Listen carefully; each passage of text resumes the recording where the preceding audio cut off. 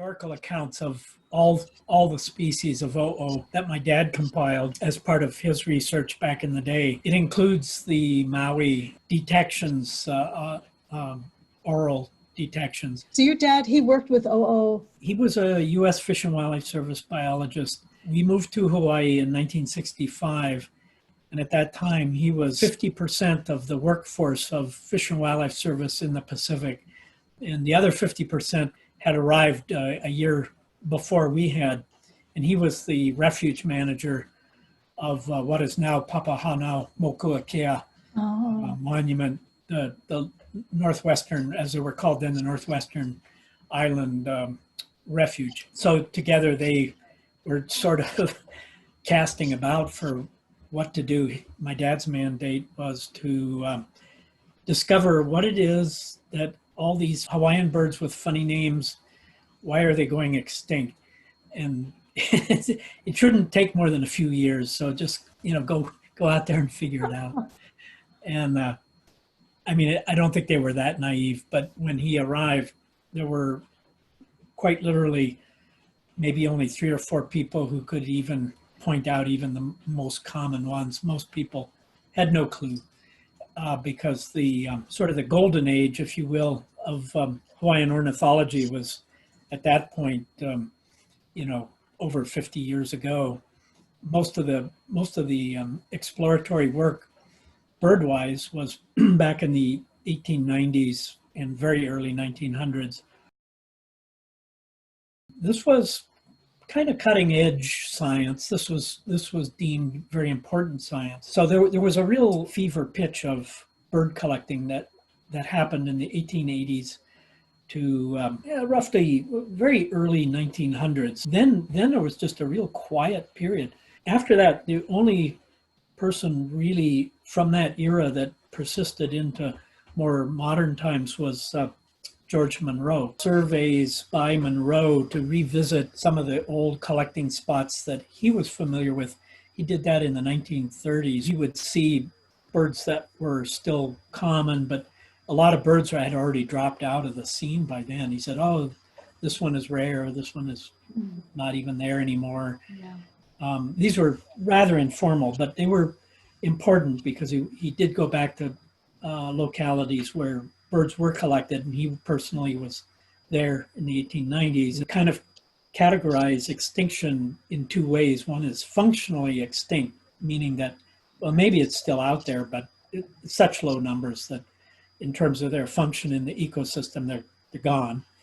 And then one is literally extinct, and that's what becomes very hard to determine. One will pop up, somebody will see it, and it's still here. At that point, they definitely are functionally extinct. He said he saw it on 3 occasions, and he thought it was a mamo, basically a black bird with a long curved bill. It well may have been mamo, but it could also have been o'o. In either case, it would have been quite exciting. Yeah. Anyway, I went up to that spot on, I guess, just one occasion. It happened to be just miserable weather. It was just thundering rain for the entire week I was up there. And it only broke for about 2 hours when I kind of exploded out of my tent. And perseverance. Yeah, raced around.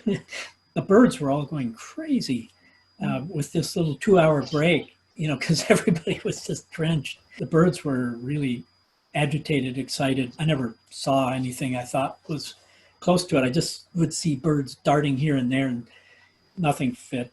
And there was hardly any bird noise anyway. And also the Fish and Wildlife Service survey team that Cam Kepler and Mike Scott were heading up on Maui. That was in mid to late-ish 70s, I guess. I kind of forget. They thought they saw a large black bird, but it was just a glimpse and it didn't make any noise. They couldn't determine what it was. They just thought it's not a kohe. Well, it would be really pretty surprising for a black bird account to emerge now after this long a period of time, but it could happen. It's just hard to imagine that there's a little kipuka few pairs or anything like that. Yeah. And yet, the evidence is that these things will persist for a very long time at low numbers. So you never know. Right. The work that I do, I try to make people and kids aware of what we have, because Yeah. by looking at what we've lost, Yes. then trying to bring an awareness to people about what we can do now to try and help retain. Yeah. Well, that's a huge point. I tell people and have told them for a long time that, well, you better appreciate Apapani and Amakihi and all, anything that's relatively common, because it really won't be that common in the future. The trend for almost every species is downward. I mean, you can point to different island populations and say, well, don't take it for granted. My entree into Hawaiian conservation was through my dad, and I continue to think that it's important to deal with disease. It's important to deal with rats. I do some work with the rat angle because we've shown that they're surprisingly fast response from Elapayo to removing rats. I mean, it's like as soon as you start removing the rats, Elapayo breeding success begins to improve right away. So what can people do? They can pay attention. That's really important. I mean, it's kind of what you're doing is really quite important. I think in the beginning, it was recognized, yeah, you got to bring the public in, but nobody really was thinking how to do it. I think that's changed a lot. You're a good example of it. But, when I took high school biology on Oahu, my biology teacher who's a local, as our example for adaptive radiation. We, of course, used the Darwin's finches. After class, I'd just begun to understand what the honey creepers were about. And I said, we have it right here. Hello. Yeah, here's Got these the honey example creepers. around us. What do you think about them? Yeah. And she'd never heard of it. She had no idea. No. I mean, that was very commonplace. When my dad arrived, there were maybe 3 or 4 people that could identify a Hawaiian forest bird for him. So he basically camped out at Bishop Museum for the first year we were here, and just went through the specimens and talked to a few people who would talk to him, point him in a few directions. That's why he became more of a natural historian, because the history part of it, he recognized, gosh, we've lost so much of the history. I have to go back to this early literature that nobody's even aware of, hardly, and understand what they were finding and where they were finding it. To go to collecting localities from the 1890s and see, well, what's around here. Dean Amadon from American Museum of Natural History had done his PhD on the Hawaiian honey creepers, and it was a monograph.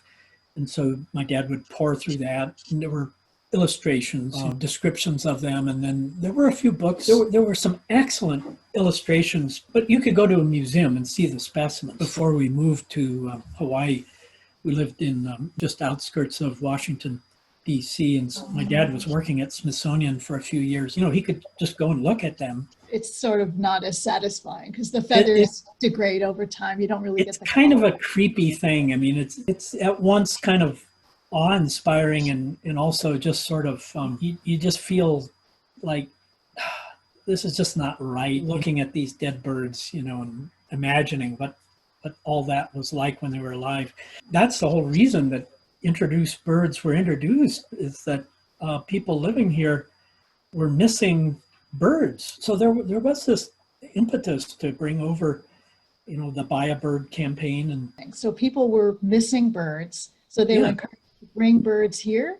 Yeah, there was a society called the Hui Manu, and they were, I think, most active around 1920. And there were school campaigns. If you were a school kid, you contribute pennies or maybe nickel, and this would support importation and release of white-eye. White-eye was one of these leothrics. But yeah, it was because, our neighborhoods are quiet, too quiet bird-wise, and we want birds.